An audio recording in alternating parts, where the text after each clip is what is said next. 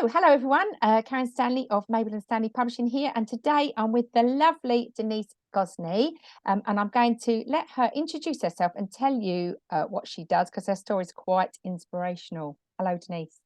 Hi, Karen. Thank you for having me on today. So yeah, I'm Denise Gosney. I'm the founder and managing director of Razzamatazz Theatre Schools.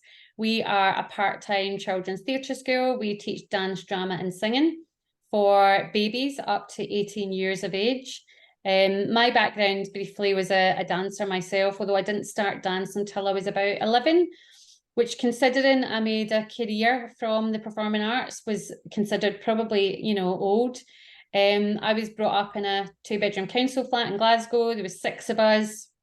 I always joke about this. My bedroom until I was 10 was an airing cupboard that I shared with my sister. So it's fair to say that money was very tight. My mum managed, bless her, to scrape up enough money to get me to my first dance class. And when I went to my first dance class, that was it. Like there was no stopping me.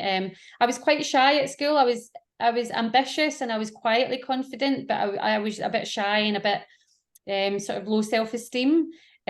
Also, a lot of my friends went to dance class, but I knew I couldn't afford it, so I hadn't really experienced anything like that. And when I went to dance and gymnastics, it just literally transformed me, changed my life. I found something that I was good at. I was given a lot of praise from my dance and my gymnastics coach, and that in itself, just builds your self-esteem. I was very quickly asked to start coaching children. And I actually had the opportunity to go to Camp Canada when I was 15. My mum and dad struggled, bless them. It was funded by the YMCA, but I did have to go and sell my bike that I had actually won in a competition. I had won a bike in a competition, and I had to go and sell my bike to afford to go to Camp Canada. But oh my goodness, I'm so glad I did. It was such an amazing experience. And from there, I was lucky enough to become a professional dancer and choreographer. I was very, very lucky that I travelled the world. I did world cruise liners. I was training to be a trapeze artist for the Queen in the Millennium Show in 1999, the O2 Arena, which was the Millennium Dome back then, if you're as old as me. I am, I'm afraid. I did pantomimes. I was really lucky. I met some amazing people, and I got paid to dance. Like, it was just my dream.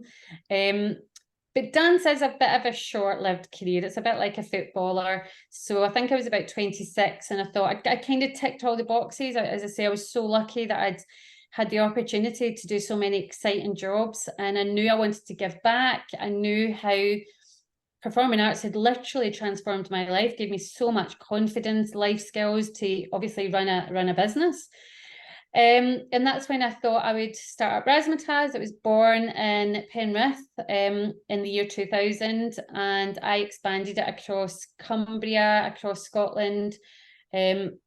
Realised there was only 7 days in the week and there was only one of me. I'd ran out of days of the week. So that's when I looked into franchising, because I wanted to give more young people the opportunity to be part of Razzamatazz, and I wanted to give more entrepreneurs like me to run a business, because a lot of the time, especially in dance, you think, well that's it, like what am I going to do now, like have a family, but what am I going to do for a career? So this has given me a career in the arts, and I'm 50 years old now, and again I feel so very blessed that I've been part of this, part of other young people's journeys and experiences. And decided to franchise the business. 2007 appeared on Dragon's Den, and most terrifying experience in my life. I'm glad I'd done it though, because obviously Duncan Bannatyne invested in the business. We had his mentorship for 7 years.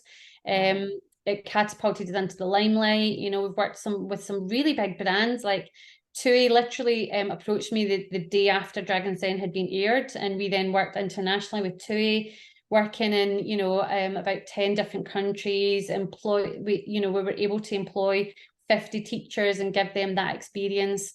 We've worked with Universal Movies, Universal Pictures. We're actually working with Mattel at the moment.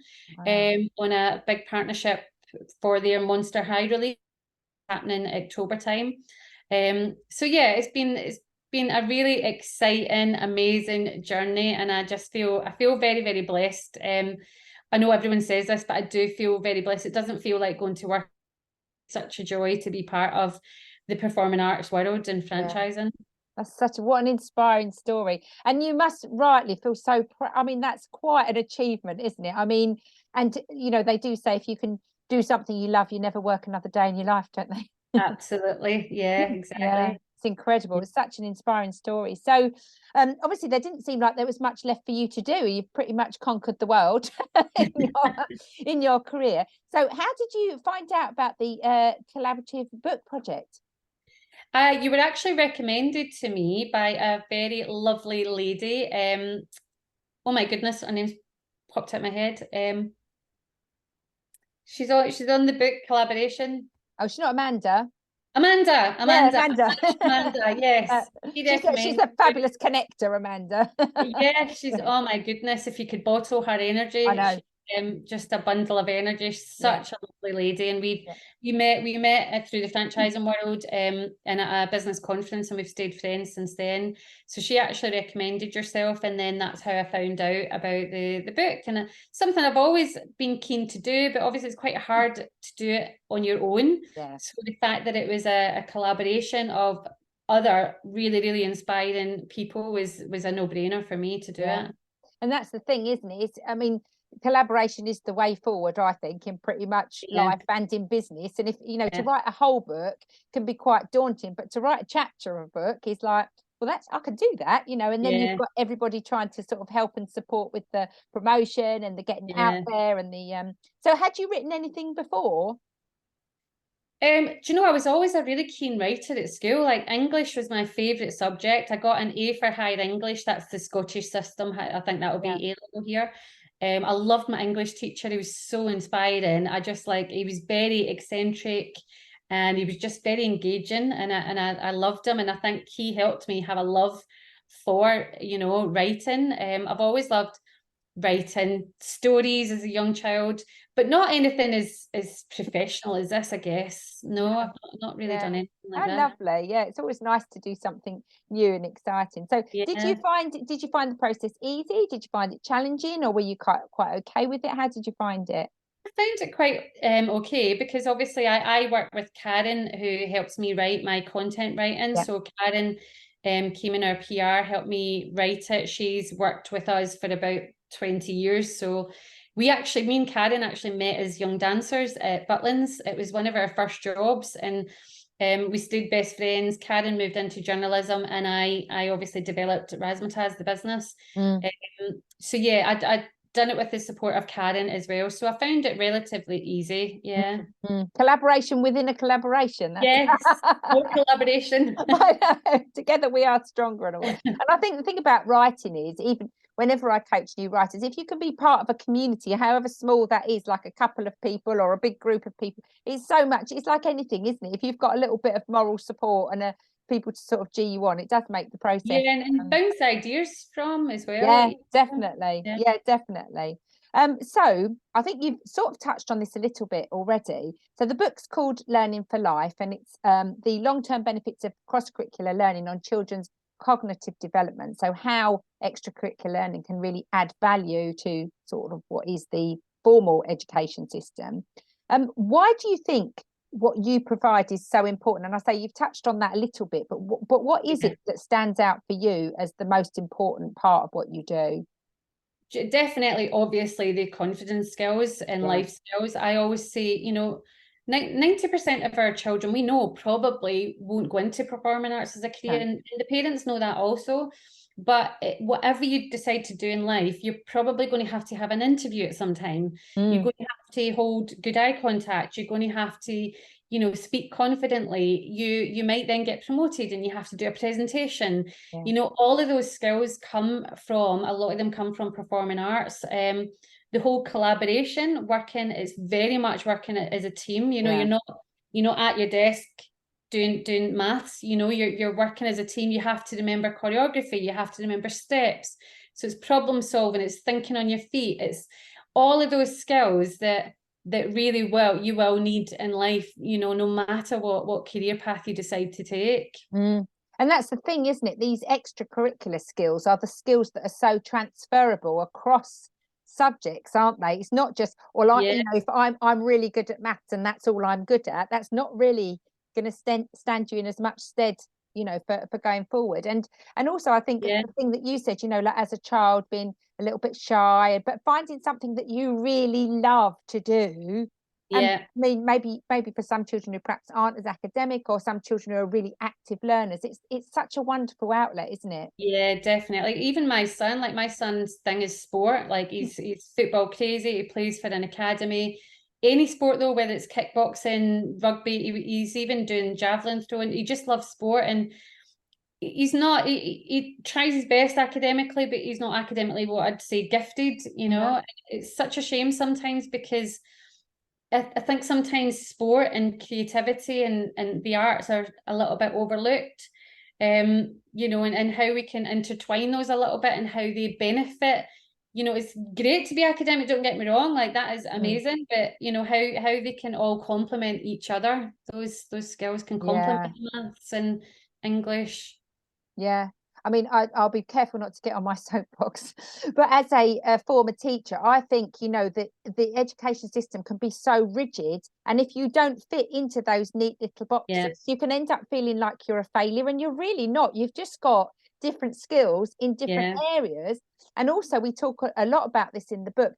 Anyone who knows anything about physical development, your gross motor control has a huge impact on your fine motor control, which is all about your handwriting and your pencil skills. So when you're little, those skills start from being able to balance on a beam or wave a ribbon around. All of these yeah, skills have, impact in other areas. And like you say, but your creative thinkers are the people who rule the world, aren't they? Or, yeah. people who are great team leaders, people who, and all of that you get from sport and dance and, Yeah, all of that entrepreneurial spirit yeah, is all about also determination and yeah, really hard work. I always call myself a grafter, not a businesswoman. I'm just a grafter.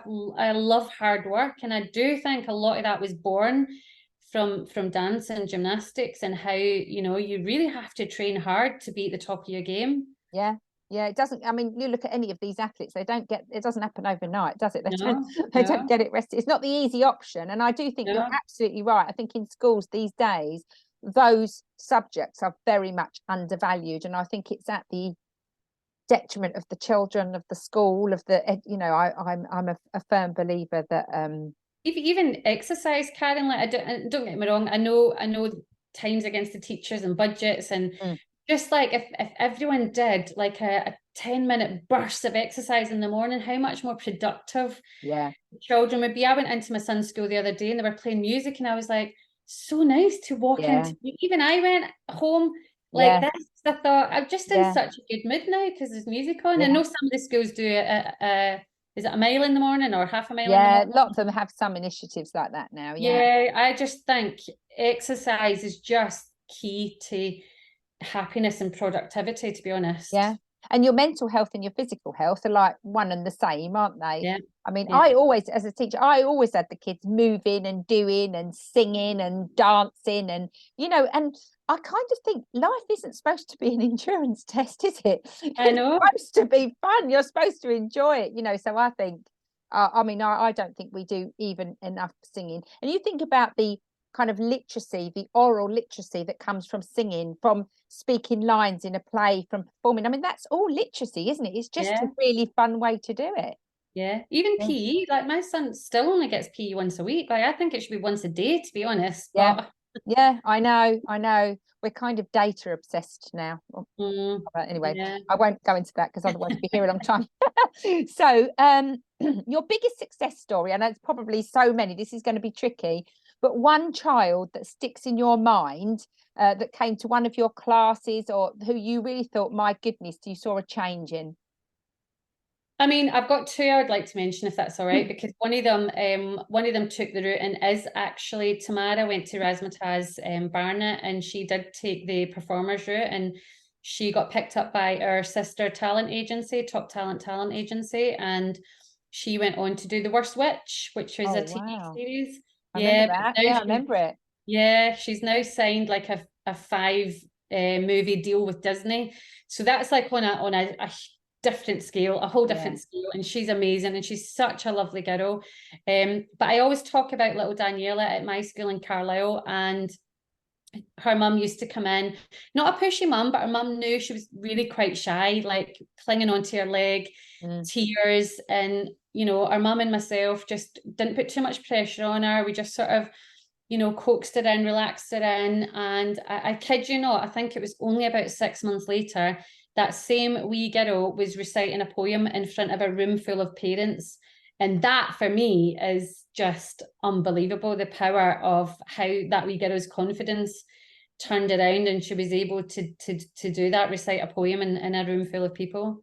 That's giving me goosebumps, because those like, same if you're a teacher, you know, it's the little wins that are the most beautiful moments, aren't they? When you see that child blossom, and the feeling that they get for their own self-esteem, for their own self-worth. I mean, it's just beautiful, isn't it? I know. Sorry, third one I have to mention, because we're very much all-inclusive at Razzamatazz. My own son has a disability, and actually in this day and age, he has been excluded from a few clubs, but that's another story. But so we're fully inclusive at Razzamatazz, and little Sophie has Down syndrome, and she used to come to our school at Carlisle, and she would sit in the corner and she had her little routine, and we went along with her routine, again gently coaxing her.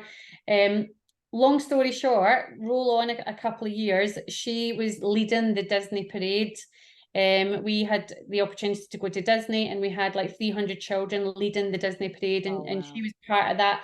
She was like a peacock. So proud, so confident, and yeah, that's just another amazing rewarding story. Yeah, don't come better than that. I bet there wasn't a dry eye in the house, was there?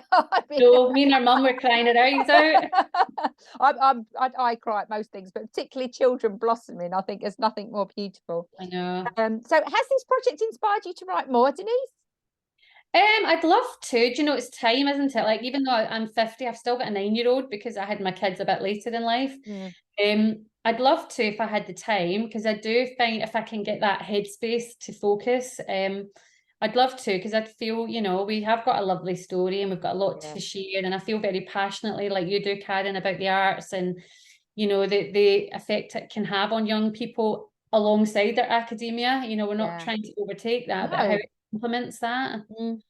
Yeah, oh, that's lovely. And it is time. Well, you're doing quite a lot with your life, so you're kind of busy, aren't you? Yeah, like I say, I've got a 15-year-old and a 9-year-old. So yeah, they keep me busy as well. Amazing story. And finally then, Denise, what would you like to see the book achieve? I'd love just for obviously as many to reach as many people as possible, for it to maybe resonate with a parent or a child or a teacher, and for all of us ladies that have collaborated with that to, you know, share more ideas, you know, with each other, and you know, who knows, there might be a follow-up, but just teaching, just if it touches even just one parent or one child, then you know, that's all we can ask, isn't it? Yeah, I think only good things can come from it. So. Yeah. Well, thank you so much for talking to me today, Denise. And keep a lookout. Learning for Life is due to be released on the 27th of October. So I'm furiously editing and collating behind the scenes. But we're I know. Thank you for all your help, Karen, and thank you for allowing me to be part of this. So thank you. You're welcome. It's been an absolute pleasure. So many really inspirational stories. Yeah. It's amazing. So thanks for joining us, and I'll talk to you again soon.